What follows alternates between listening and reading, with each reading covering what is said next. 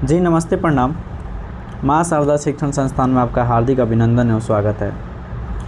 आज का जो टॉपिक है आप लोग देख सकते हैं, बिहार बोर्ड मैट्रिक परीक्षा 2027 का जो पार्ट 1 श्रम विभाजन एवं जाति प्रथा है उसको हम लोगों को करना है। मैं आशीष सर आपको बहुत ही बेहतर तरीक़ा से बिल्कुल आसान भाषा में तैयारी कराने का प्रयास करूँगा। अगर हमारी वीडियो आपको अच्छा लगता है तो हमारे व्हाट्सएप ग्रुप में ज़रूर जुड़िए। इस वीडियो के लिंक कमेंट में आपको लिंक दे दिया जाएगा, आप वहां से जुड़िए और आप कमेंट करके भी बताइए कि क्या आपको मेरा वीडियो अच्छा लगता है, क्या मुझे इसी तरह मेहनत करना चाहिए। अगर आप इस कमेंट की सहायता से हमको प्रोत्साहित करते हैं या हमको हौसला देते हैं तो मैं आपका हमेशा आभारी रहूँगा। आपकी एक कमेंट से शायद मेरा हौसला बढ़े और मुझे पता चले कि शायद मैं कैसा तैयारी करा पा रहा हूँ, क्या बच्चों को मेरी बातें समझ में आ रही है या नहीं आ रही है। चलिए तो आज का टॉपिक जो शुरू करते हैं वह बिल्कुल हंसते खेलते और मुस्कुराते हुए करेंगे और बिल्कुल आसान भाषा में करेंगे। कहा जाता है जिसकी मस्ती ज़िंदा है उसकी हंसती ज़िंदा है, वरना आदमी ज़बरदस्ती ज़िंदा है। तो हम लोग को ज़बरदस्ती ज़िंदा नहीं रहना है, हम लोग एकदम हंसते खेलते मुस्कुराते हुए पढ़ना है। तो कहता है कि हंसिए मुस्कुराइए और इस चैप्टर को पढ़ने के लिए सज्ज हो जाइए। चलिए आगे बढ़ते हैं और चलते हैं सीधे टॉपिक विषय वस्तु पे। तो आज हम लोग का जो सब्जेक्टिव पढ़ना है, लेकिन उससे पहले हम लोग कुछ कल का ऑब्जेक्टिव पढ़ लिया जाए। देखिए, श्रम विभाजन और जाति प्रथा जो है और भीमराव अंबेडकर जी द्वारा लिखित है और उन्हीं के बारे में हम लोग को पढ़ना है, जिनका जन्म हुआ था 14 अप्रैल 1891 और एक दलित परिवार में हुआ था। वह शिक्षा के लिए अमेरिका और इंग्लैंड भी गए थे। माता के नाम भीमाबाई, पिता के नाम रामजी सकपाल। देखिए कितना आदमी कहता है कि वह तो एक दलित परिवार से थे ना, तो फिर वह उस तरह पढ़ने के लिए विदेश कैसे चले गए। तो देखिए एक वो बड़ौदा नरेश थे, जिनके प्रोत्साहन से उन्होंने इंग्लैंड और जो अमेरिका है वहाँ पे गए थे। चलिए आगे हम देखते हैं। तो आगे देखेंगे कि यहाँ पे कुछ दिया हुआ है कि उन्होंने स्वदेश में, अपने जो देश है इसी देश में वकालत का भी काम किया है। उनके प्रमुख व्यक्ति भी थे, 3 प्रमुख व्यक्ति थे, बुद्ध, कबीर और ज्योतिबा फुले। इनका अन्य नाम है जैसे बाबा साहेब, संविधान निर्माता और उसके बाद संविधान जनक। इनकी प्रमुख रचनाएं भी है जैसे में the caste in India, their mechanism, Buddha और Dhamma, annihilation of the caste, ये सारे इनकी रचनाएं हैं। और देखिए यहाँ पे बाबा साहब जो थे उन्होंने एनिहिलेशन ऑफ द कास्ट का हिंदू रूपांतरण हिंदू हो गया है, हिंदी रूपांतरण यहाँ पर रहेगा, वो ललाई सिंह यादव किए थे और 1936 में किए थे। बाबा साहब भीमराव अम्बेडकर का जन्म दिसंबर 1956 में और दिल्ली में हुआ था। चलिए अब देखते हैं सब्जेक्टिव, हम लोग चलते हैं और सब्जेक्टिव को बहुत अच्छे तरीक़े से करेंगे। देखिए यहाँ पे हम लोग का सब सब्जेक्टिव शुरू होता है और सब्जेक्टिव हम लोग बहुत ही बेहतर करने का प्रयास करेंगे कि हम लोग बहुत अच्छे तरीक़े से इसको जाने समझें। अगर आपका कोई भी डाउट होगा हमारे व्हाट्सएप ग्रुप से जुड़िए, और या मेरा उस व्हाट्सएप ग्रुप में मेरा नंबर भी होगा, तो वहाँ पे आप लोग मेरा नंबर लिख लीजिएगा। आप वहाँ पे जाइएगा और उससे नंबर लिख लीजिएगा, चाहे अभी भी आपको नंबर दे दे रहे हैं 9199080768। थोड़ा सा दिक्कत हो रहा है क्योंकि फ़ोन में लिखने में थोड़ा सा दिक्कत हो रहा है। आप लोगों का बस कि ऐसे ही सपोर्ट और प्यार बनता रहे तो हम लोग भी डिजिटल बोर्ड लेंगे और इस छोटे से एरिया में बहुत ही बेहतर पढ़ाने का प्रयास करेंगे। शायद हम लोग बेहतर से बेहतरीन करने का प्रयास करेंगे।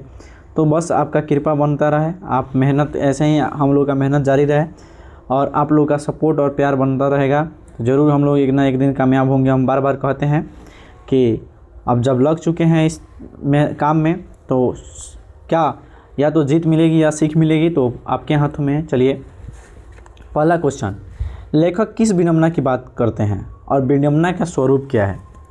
देखिए जो लेखक थे वो क्या कहते हैं, क्या उनके अनुसार विडंबना की बात क्या थी, वहीं पूछ रहे हैं कि लेखक के लिए विडंबना की बात क्या थी। तो देखिए लेखक विडंबना की बात करते हुए कहते हैं कि लेखक, देखिए यहाँ पे लिखा है, लेखक के लिए विडंबना की बात यह है कि आधुनिक युग में जातिवाद के पोषक की कमी नहीं है। मतलब इस आधुनिक युग में, देख रहे हैं, इस आधुनिक युग में भी जातिवाद के जो पोषक हैं इनकी कमी नहीं है। अगला देखते हैं, अगला क्वेश्चन कह रहा है जातिवाद के पोषक उसके पक्ष में क्या तर्क देते हैं। अब जातिवाद के जो पोषक हैं, मानने वाले लोग हैं, क्या जातिवाद को मानने वाले लोग हैं, उसके पक्ष में क्या तर्क देते हैं। तो आप बहुत आसानी से कहिएगा। देखिए यहाँ पे, देखिए अब पढ़ते हैं इसको। जातिवाद के पोषक इस आधुनिक समाज में कार्यकुशलता के लिए, कहने का अर्थ है कि कार्यकुशलता। अब एक कार्यकुशलता क्या है, मान लीजिए कि आप एक नाई हैं, क्या है बाबू, अगर कोई मान लो कि नाई है और वो कहे कि ना अब हम लोग नाई वाला काम नहीं करेंगे, अब हम लोग दूसरा कोई रोज़गार करेंगे, हम लोग नाई वाला कार्य नहीं करेंगे। अब मान लो कि आपका नाई वाला काम नहीं करे, बाल ना काटे, तो फिर काटेगा कौन जी, तो कार्यकुशल होगा नहीं, कोई कार्य करना चाहेगा नहीं। मान लीजिए कि मोची है, मोची अगर मोची जूता सीने का काम ना करे तो फिर आपका जूता बनाएगा कौन जी। अब कहिएगा कि फिर दूसरा कोई बनाएगा, तो फिर दूसरा कोई करने का काम करेगा जी, नहीं करेगा।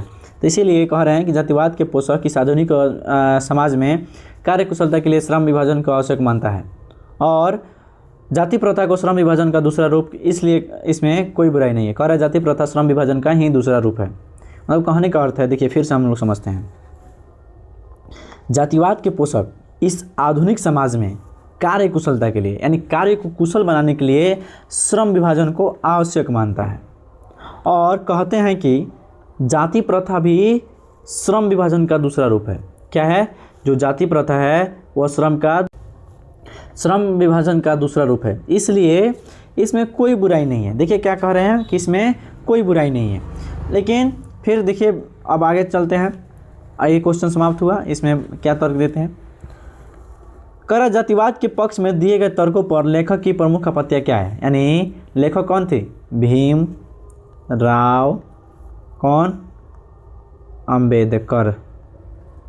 अब इनकी क्या आपत्ति है, वो जो कहे हैं बात उस पर क्या आपत्ति है। तो देखिए जातिवाद के पक्ष में दिए गए तर्कों पर लेखक की पहली आपत्ति है कि जाति प्रथा श्रम विभाजन के साथ साथ श्रमिक विभाजन का रूप लिया है।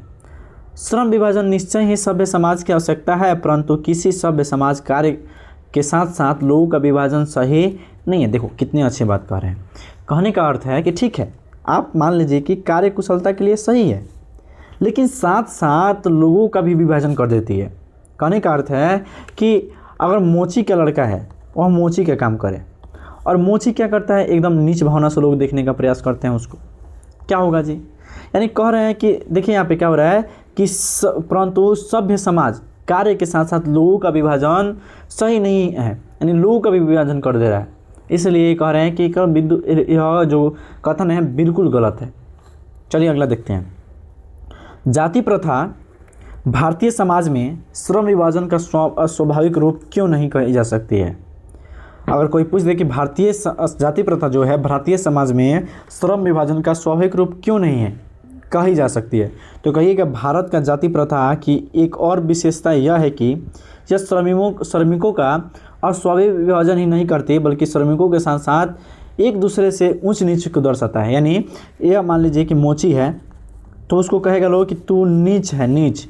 अगर मान लो कि अगर नाली साफ करने वाला होगा उसको नीच भावना से देखेंगे। और हम लोग को समाज क्या कहता है कि कोई भी कार्य छोटा या बड़ा नहीं होता, छोटा या बड़ा नहीं होता। फिर जब नहीं होता छोटा या बड़ा तो फिर उसको हीन भावना से क्यों देखना जी। लेकिन ऐसा समाज सिर्फ कहता है, समाज जितना कहता है उतना करता नहीं है, यह सत्य है बाबू। चलिए आगे देखते हैं। जाति प्रथा भारत में बेरोजगारी का प्रमुख और प्रत्यक्ष कारण कैसे बनी हुई है।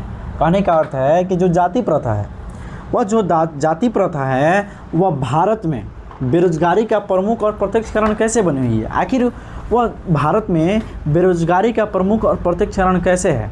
कहिएगा भारत में जाति प्रथा लोगों को कोई भी ऐसा कार्य नहीं चुनने देती है जो उनके पूर्वज ने ही किया हो। मतलब कह रहा है कि भारत में जाति प्रथा लोगों को कोई ऐसा कार्य चुनने नहीं देता है जो उनके पूर्वज नहीं किए हो, जिसके कारण जाति प्रथा भारत में बेरोजगारी का प्रमुख। अब कहने का अर्थ क्या है हम आपको समझा रहे हैं। मान लीजिए कि एक कुम्हार का लड़का है, कुम्हार का लड़का है, वह क्या हुआ, वह जन्म लिया। मान लो कि वह पेट में मतलब अभी जन्म लिया है, माँ के गर्भ से उसका गर्भपात हुआ है, यानी बच्चा का जन्म हुआ है, गर्भ से अभी निकला है, और उसको उसी समय बोला जाए नहीं तुम कुम्हार है और तू क्या करेगा जी, तो तुम बर्तन बनाएगा। क्या बनाएगा?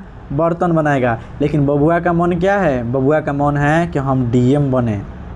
मान लीजिए हम क्या बने, हम टीचर बने, लेकिन उसका क्या किया जा रहा है ना, तू क्या करेगा, तू अगर करना है तो तू वही काम करेगा जो तुम्हारे पिताजी किए हैं। कौन किया है? पिता किए हैं। तो वही जो है, अब क्या होगा, अब उसके रुचि के आधार पर कार्य नहीं मिलेगा। मान लीजिए कि उसका रुचि कुछ और है और उसका रुचि के आधार पर कार्य नहीं मिलेगा। अब हमको मान लो कि कुछ और काम करने को मिला जाए और हम क्या करें, हमको ज़बरदस्ती पढ़वाया जाए, नहीं तुम पढ़ो, हमको पढ़ने का मन नहीं है। क्या हम उस लायक बन सकते हैं जिस लायक हमारे अभिभावक सोचते हैं? नहीं बन सकते हैं। तो इसीलिए कहा जाता है कि भारत में जो जाति प्रथा है वह भारत में बेरोजगारी के प्रमुख और प्रत्यक्ष कारण बनी हुई है, और उनके रुचि के आधार पर कार्य नहीं मिलते हैं, और नहीं मिलने के कारण वो बेचारे जितने इच्छा होते हैं वो इच्छा के अनुसार कार्य नहीं करते हैं। चलिए अगला देखते हैं। कह रहा है कि लेखक आज के उद्योग में गरीबी उत्पीड़न से बड़ी समस्या किसे मानती है और क्यों? तो कहिएगा लेखक गरीबी और उत्पीड़न से बड़ी समस्या जाति प्रथा को मानती है, क्योंकि जाति प्रथा लोगों को उनके स्वभाव के अनुसार कार्य चुनने नहीं देती है। यानी जो उनका स्वभाव होता है, मान लीजिए कि उनको डॉक्टर बनना है तो डॉक्टर बनने नहीं दिया जाता है। उन्हें कहा जाता है कि तू क्या करो, तोर पापा मोची थे, जूता सीते थे, तू हो क्या कर, जूता सी। ठीक है। अब बेचारा को उसमें मन नहीं लग रहा है, क्या हो रहा है, मन नहीं लग रहा है। अब वो बेचारा क्या करेगा, मन से कार्य करेगा नहीं करेगा, और वो बेचारा क्या हो जाएगा, भूखे मर जाएगा, या उसको कार्य जो होगा उस कार्य को अच्छे ढंग से नहीं करेगा, जिससे वो अच्छी तरह से नहीं कमा सकता है। यही बात सारी है। चलिए अगला देखते हैं। अगला क्वेश्चन है, लेखक ने पाठ के किन प्रमुख पहलुओं से जाति प्रथा को हानिकारक प्रथा के रूप में दिखाया है? यानी लेखक ने पाठ के में किन प्रमुख पहलुओं से जाति प्रथा को एक हानिकारक प्रथा के रूप में दिखाया है? तो कहिएगा कि इस पाठ में लेखक ने नई पहलुओं से जाति प्रथा को हानिकारक प्रथा बताया है, जिसमें आर्थिक और रचनात्मक जो पहलू हैं वह प्रमुख हैं। ध्यान दीजिएगा, जो रचनात्मक और आर्थिक पहलू हैं वह क्या है, प्रमुख हैं। अगला कह रहा है कि सच्चे लोकतंत्र की स्थापना के लिए लेखक ने किन विशेषताओं को आवश्यक माना है? तो कहिएगा लोकतंत्र की स्थापना के लिए लेखक ने लोगों के बीच दूध और पानी के मिश्रण जैसा भाईचारे का आवश्यक माना है। किसके जैसा? दूध और पानी के मिश्रण जैसा। अब यहाँ पे दूध और पानी का मिश्रण ही क्यों कहा है? यहाँ पे दूध और पानी का मिश्रण क्यों कहा है? मान लीजिए कि आप दूध ले लेते हैं, क्या है, दूध और पानी ले लेते हैं। अगर आप देखेंगे कि दूध 40 रुपये लीटर है और पानी क्या है, 20 रुपये लीटर है, लेकिन इस दूध को अगर मान लीजिए कि 500 ग्राम इस पानी को दूध में 1 लीटर पानी में मिला दिया जाए, तो क्या होगा, इसका जो रेट रहेगा क्या कम हो जाएगा? नहीं होगा, इसका 40 रुपये का 40 रुपये हो जाएगा। यानी पानी को मिलने से दूध में क्या हो गया, इसका रेट बढ़ गया, और दूध को पानी में मिलने से कोई फ़र्क नहीं पड़ा। वैसे भाईचारा होना चाहिए कि भाईचारा जब हो तो क्या हो जाए, लोगों के बीच ऐसी एकता आ जाए जिसमें एकदम भाईचारा हो तो देखने लायक हो। चलिए इसी के साथ हमारा जो सब्जेक्टिव है समाप्त हुआ। कल ऑब्जेक्टिव हम लोग कर चुके हैं। देखिए कल लगभग हम लोग 36 ऑब्जेक्टिव किए थे, यहाँ पे देख लीजिए 35 ऑब्जेक्टिव किए थे, और 35 ऑब्जेक्टिव का 35 ऑब्जेक्टिव हम लोग कर चुके हैं।